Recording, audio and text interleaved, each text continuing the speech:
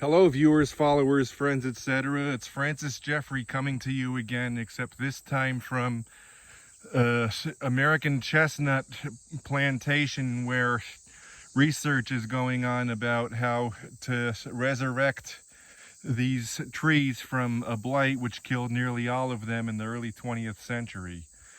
I'm going to read the first paragraph of every one of these blocks here, and do that only because it would make the video too long if I read it all.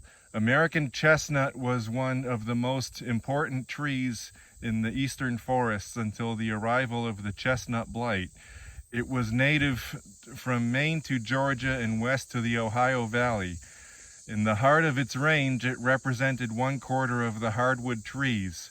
Many of the ridge tops of the central Appalachians were so thoroughly covered with chestnut that in early summer, when the chestnut bloomed with creamy white flowers, the mountains appeared snow-capped. Then the chestnut blight struck, first discovered in 1904 in New York's Bronx Zoological Park.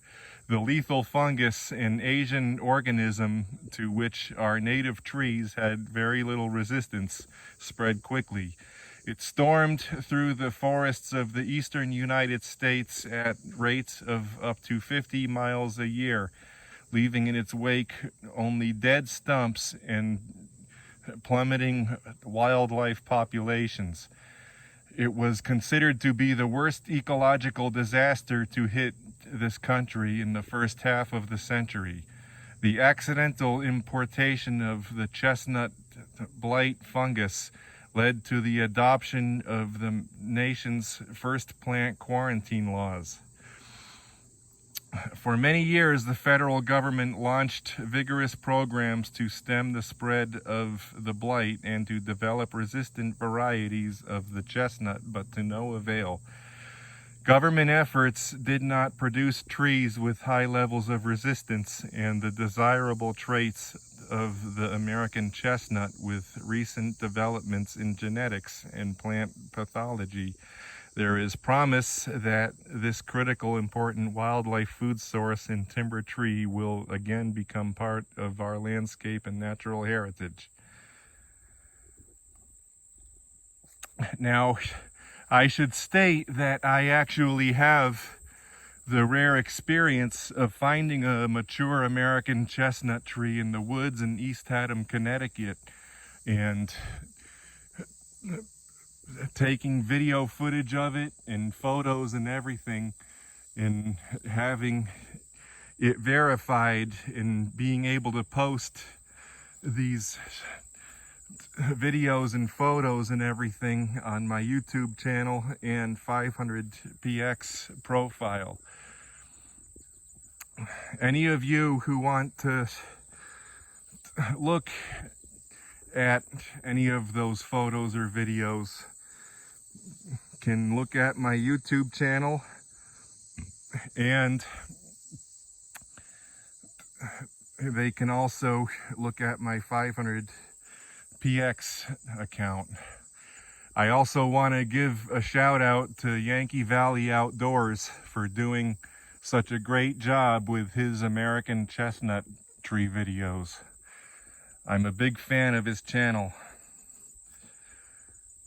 Now, I just want to point out that down there is a healed blight canker.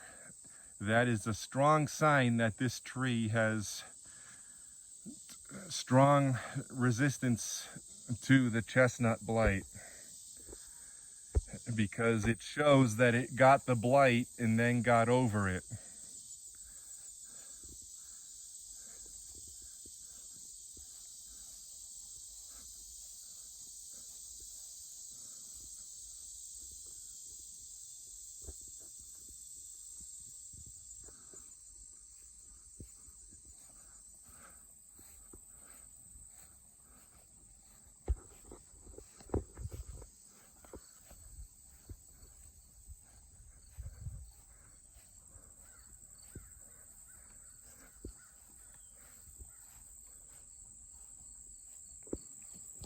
Now, here is another American chestnut tree.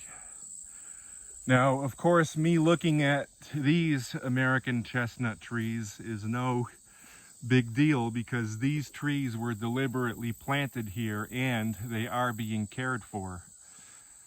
So it's not like I'm finding previously unknown about American chestnut trees that appear to be surviving in the wild, which was what happened in East Haddam, Connecticut. Now, up here, those round things are actually burrs, and those burrs actually hold the chestnuts within them that are not only edible to humans, but are edible to all forms of wildlife and are the seed that can be used for next year's growing season.